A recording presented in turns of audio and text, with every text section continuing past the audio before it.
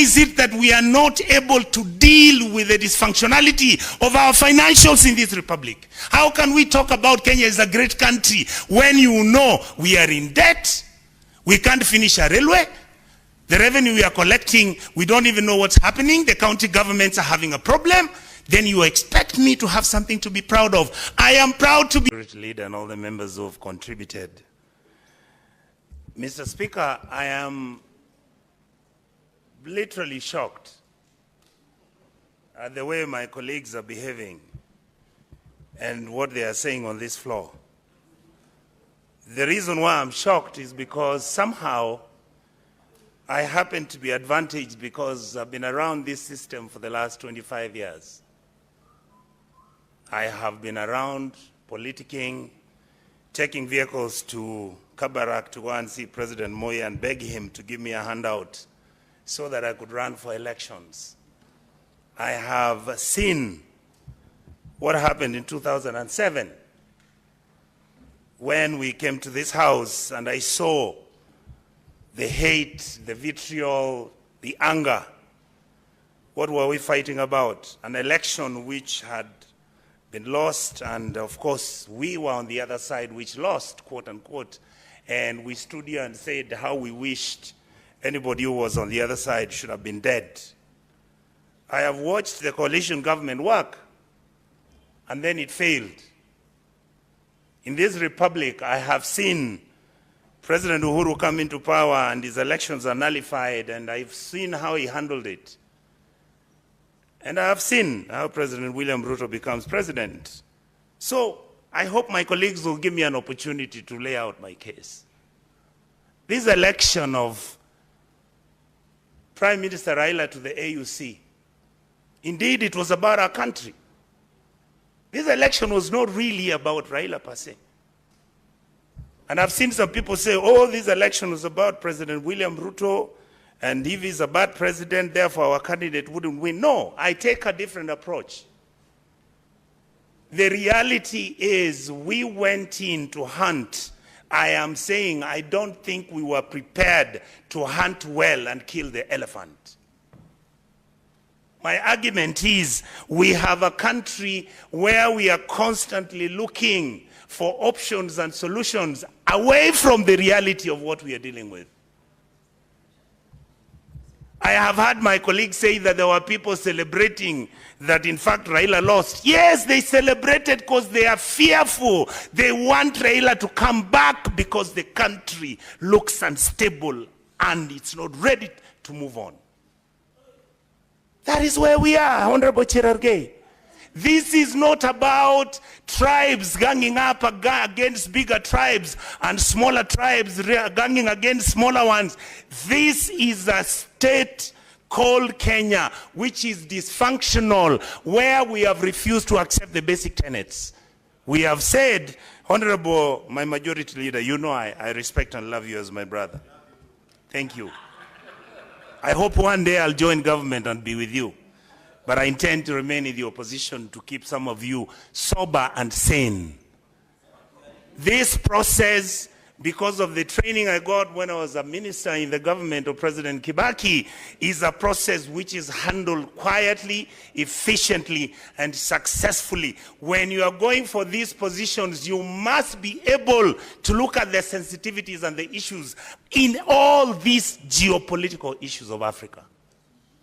And yet, what have we done? We have localized this whole thing as if it's about Raila, who wanted to be something, and William Ruto, who wants to survive. Indeed, if that is the case, if Raila wanted the job and felt he would lose and come back here so that he joins President William Ruto's government, and therefore Kenya will become stable, my position is very simple. So long as you continue doing things the way you are doing them, the country will not be stable. When we were talking about what are the issues in Sudan, look at what you're having at KICC today. One group is at KICC parading themselves, and you are insensitive to the issues that we are supposed to be the arbiters of two people who are fighting on the African continent.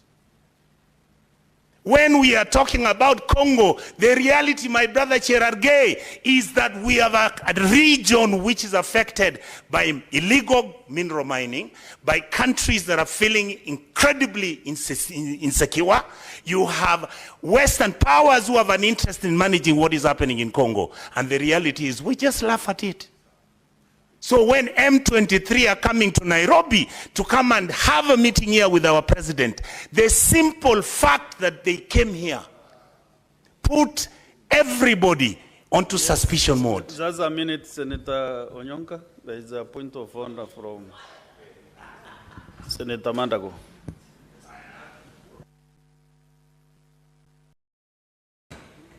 Honorable Speaker, I've heard Senator Onyonka say M23 are coming to Nairobi. I don't know whether it's confusing. I said when they came. I said when they came. I know you don't know. When they came, M23 came to Nairobi, met our president, they launched themselves here. What did you expect President Kagame to do? What did you expect him to do? When information is coming out that all these groups are meeting around Nairobi and we are not careful. There is a point of order still from... I was just wondering whether from Senator Mandago. The operations of Parliament have changed.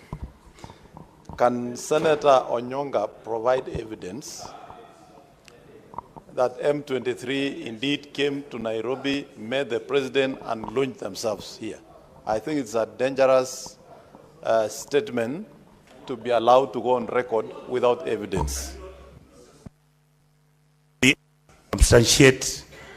What question are you asking substantiate me? That? That? Mr. My Chair Health, what I said was this. Anytime when you have these groups that are fighting in the East African region, and one of them appears to be Nairobi, what it happens is it creates a destabilization which sometimes is imaginary, and yet the expectation is just like South Sudan. When the earlier group, or when the first group that was against the government came to Nairobi and they met. Onyonka, let me give you some direction. Yes. Since there is that point of order which you have not, we have not cleared, that it needs an evidence to show that M23 came to Kenya, met the president and launched themselves. What I said... Maybe if you don't have that evidence, when are you ready to provide the evidence? Mr. Speaker, what I said is that the M23 made contact, and indeed the president of Kenya's responsibility was for him to start negotiating with them and the Rwandese government. What I am saying is those discussions as they started... Did you say that they came to Nairobi? I said yes. And met the president? Yeah, no, I said they came, yes. No. No, I don't need any direction from the members. Say what you're saying. That is why I'm here. I'm reasoning why, to the members. I don't know why you don't want me to talk. Mr. Speaker, let me make it easy for you. I withdraw. Okay, fine. And apologize for my majority. Can I proceed? Proceed? So let me say, so that you don't waste my time, let me say what I'm saying. We, as a leadership, must understand that whatever that was happening is not removed from our reality. Just as you're planning to organize so that Prime Minister Raila can then go for his election at AU, what do? You allow individuals to pick Besigye and they abduct him and take him to Uganda. Internationally, Honorable Cherargei, you know that looks bad. Then when you are busy talking about South Africa, I know some of us may not understand that the South African government, having gone to Congo, the responsibility and the role they have played in Congo and all the issues that have been engaged must be handled so carefully. So carefully. But what do? And I said it on public. We then decide we are going to support Israel because the Israelis are our friends for years and years and years, and we make that announcement disregarding the sensitivities of what is happening in Gaza. Then we take that same narrative as we are having issues. Senator Onyonka, there's another point of order from the majority leader. You see, Mr. Speaker, I'm really sorry to Senator Onyonka because it's not my intention to disrupt him. but he's inviting this upon himself by claiming matters that are not factual, which leaves us with no other option than to interrupt him and ask him to check his records. I know for a fact that on not once, twice, or thrice, that Kenya has made its position clear on the Palestine-Gaza dispute, that they believe in the two-state solution. We have never come out clear to say that we support any of the parties. Therefore, it is not right for Senator Onyonka to mislead the House Mr. and Speaker, claim that we have identified with Israel to the exclusion of the Palestinians. That's not accurate. Mr. Speaker, could I maybe use a different, Senator maybe Onyonka, let me use a different angle to when make... there is a member executing a point of order, you go back to a seat, you sit and wait. Mr. Speaker, I feel like you're trying to harass me so much. That is the rules of the House. When there is a member... Speaker, I know the rules, but you see, if I keep going that way, it's a bit tiring. There's a seat just next to... All right. And I've got his point, which I can You answer. should not take advantage of the mic to just exchange with the member who has a point of order. Much obliged. I would most probably answer him and say, let's leave the Israeli question. Can we talk about the rapid deployment force that is in Nairobi? You can legitimize, you can argue about it. So you are comfortable the RDF is in Nairobi. And the other Sudanese party is in Sudan, and they have written an official letter today where they are saying that you have actually violated their very essence, existence as a state. That is how, so you've been... You see, Mr. Speaker, you see, your colleagues are now answering me across because they don't want me to make my arguments. With the member on the floor. Let me just finish my debate. No. And also, Senator Onyonka, just talk to the speaker, not to the member. Thank you, Mr. Speaker. I would like to say that I see here today my colleagues celebrating and talking about how Raila is the greatest man who was. How I wish we listened to what they are saying 3 years ago. How Raila was a mganga, how he was somebody who was completely useless to our political dispensation. Where, by the way, why have you never gotten rid of him? Now, today he's being praised of being the hero worship we wanted. Raila has been a hero worship, yes, but we will expect him to give us the excellence we expect from him.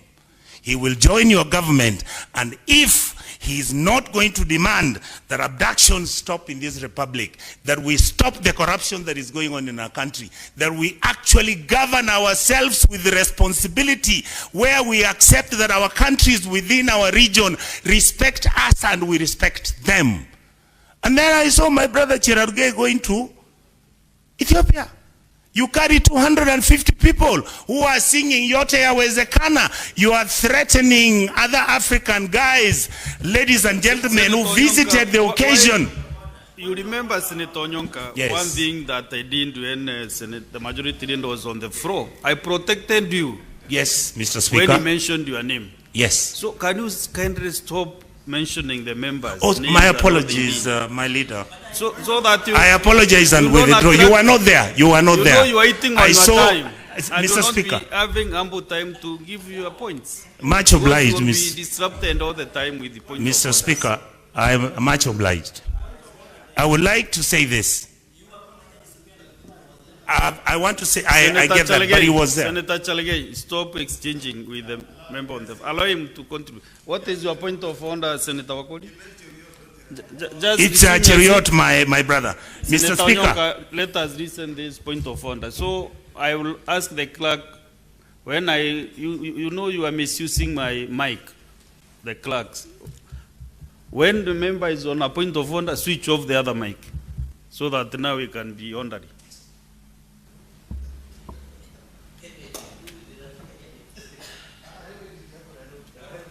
Honorable Speaker, I'm standing on order of responsibility of statement of fact, Honorable Speaker.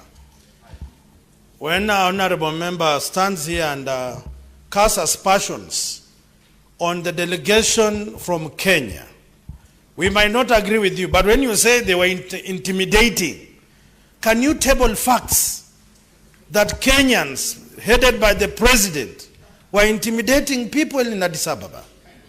This is a Senate. This is not a small thing in the village. Honorable Senior Senator, thank you. Thank you, Mr. Speaker. I want to mention to my brother, the senator from Bungoma, that normally when people go to watch football games, that's how they behave. But when people go to an international conference and they're trying to negotiate and influence other people to vote for their candidate, they behave differently. I know you love football. You may not see the contradiction. I want to say this, Mr. Speaker. It is true for many of us that for me, Prime Minister Raila losing that seat was a shock. But I saw him accept the verdict gracefully. I would like to state to my colleagues in this House that if this such an occasion comes back again, because it could, please let us make sure we do a thorough job. Let us consult the ambassadors, former ambassadors, the technical personnel. We could have done it better. Is it true that I knew this? No, I didn't. I'm just saying, when you go to play and you have scored many goals, then you have to figure out what to do with the team, especially with the team manager. I would like to say one last comment, Mr. Speaker. I have no problem if ODM and my leader Raila decides to join the government of the day, because I understand the complexity of Kenya's politics. But, Mr. Speaker, I heard somebody say, give me something that I can be proud of. Give me democracy. Make sure we minimize our corruption. Stop using negative ethnicity of turning around and saying that because you have disagreed with people who you have struck a deal with. And indeed, by the way, Mr. Speaker, I listened to this House severally. Some of these contradictions we have are a consequence of the broken system of our governance structure. Why is it that every 5 years the vice president is fighting with his president? Why is it that we are not able to deal with the dysfunctionality of our financials in this republic? How can we talk about Kenya as a great country when you know we are in debt, we can't finish a railway, the revenue we are collecting, we don't even know what's happening, the county governments are having a problem? Then you expect me to have something to be proud of. I am proud to be a Kenyan, yes, but I expect more. I expect better from all of us. Stop cheering around and singing how you think now power has come to your hands. You are going to employ your relatives and cousins. No! We now need intelligent people to sit down and guide the president and the prime minister to make sure this country runs in the direction where we can be fully proud and happy that we are moving as a team. Stop alienating some communities because of political disagreements. Sit with them and talk with them. Majority Leader, aren't you sitting with the gentleman there with big hair? I wanted to make a reference. Thank you. Senator Onyonka, you know you are its own registry. Yeah? Mr. Speaker, I'm a bit emotional about this. Allow me. How can you describe Honorable Medhu in that manner?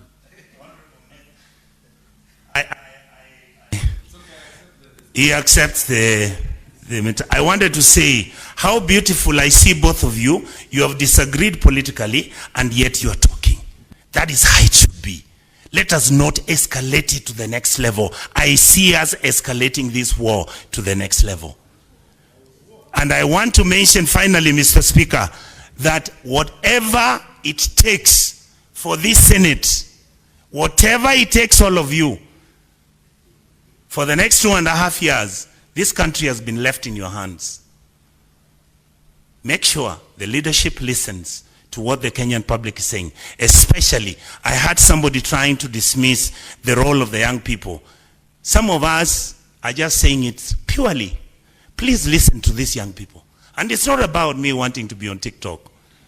I've heard some of my colleagues always jump up and say, yeah, I'm at 6 million views. Those things don't matter to me. I don't even have to come back to this house again as a senator or any leadership position, because I am extremely disappointed at the way we are carrying ourselves when we are advantaged.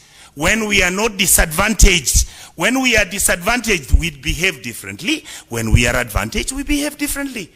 It is convenient. This state does not convenience.